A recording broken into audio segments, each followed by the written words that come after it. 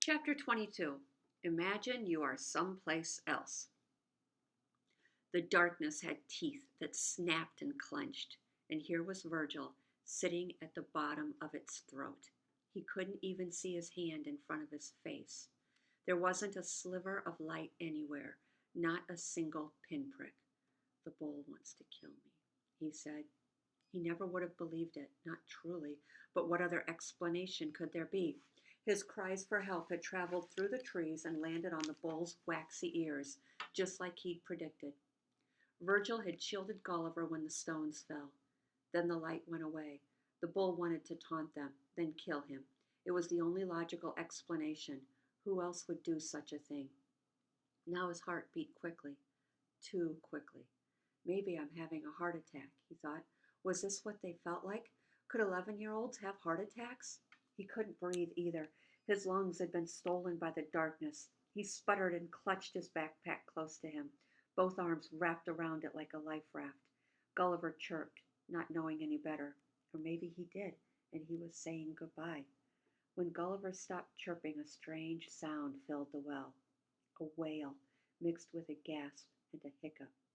Virgil frantically searched the darkness before he realized the sound was coming from him.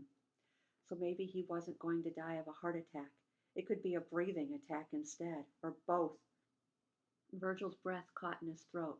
Now he was half gasping, half choking. Calm down, he said to himself. Only because of the gasping it sounded more like, calm down. But it worked, kind of. He stopped half choking anyway, but he didn't let go of the backpack. He told himself he was protecting Gulliver, but he knew it was the other way around. The bottom of a well is a quiet, quiet place. Virgil had never realized how noisy the world was until there was nothing to hear. No distant cars driving by, no humming of a nearby air conditioner, no birds chirping. He couldn't even hear the turning of a leaf. This is the end, he said. He perched on the low edge. No one will know where I am. Generations of Salinuses will continue on forever, far into the future, and not one of them will ever know that I'm here. People will say, we once had a boy called Virgilio in our family, but no one knows what became of him. And they would make the sign of the cross.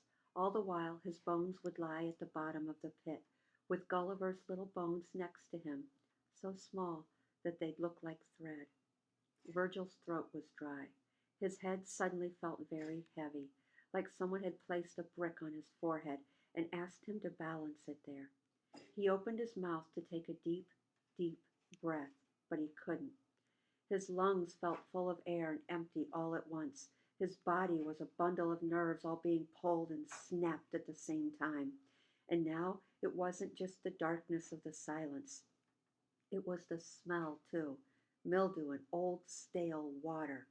It reminded him of how the sink in the kitchen smelled when the drain clogged up.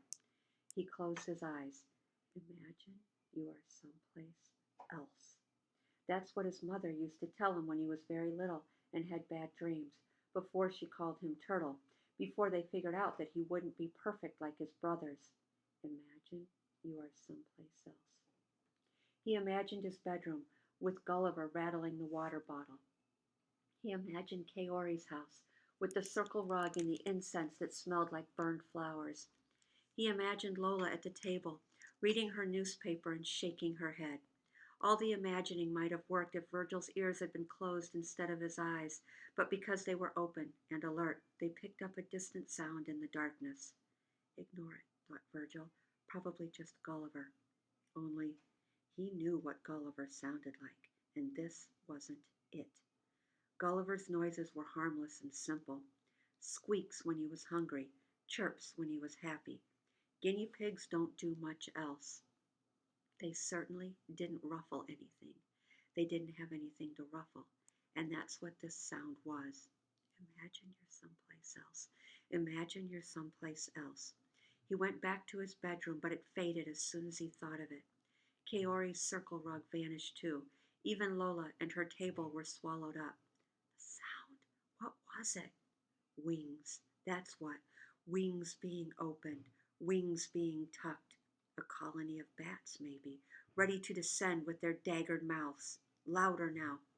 Virgil didn't dare open his eyes. His feet were blocks of cement. His legs were rubber bands, and his mouth was clenched so tightly that he was breathing only through his nose. But it wasn't breathing, really, more like hyperventilating. The sound of quick, useless breaths spurting through his nostrils filled the space, but the rustling grew even louder, and he realized now that it couldn't be bats. This was something fuller. This had plumes, feathers, wings that could blanket an entire village. This was Paw.